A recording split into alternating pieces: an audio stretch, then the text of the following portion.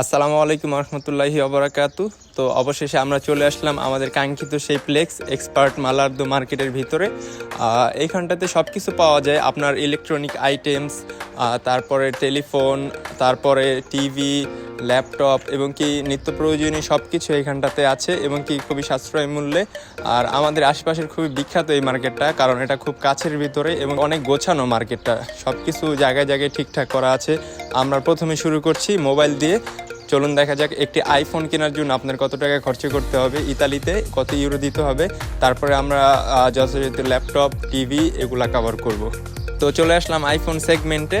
আইফোনের প্রাইসগুলো হচ্ছে আইফোন 12 619 ইউরো, মানে ইতালিতে আপনার আইফোন 12 কিনতে হলে বাংলাদেশি প্রায় 70,000 টাকার মতো খরচ করতে হবে। তারপর আইফোন 40 739 ইউরো। তারপরে আছে iPhone 50 pro latest model 256 GB ভেরিয়েন্টের,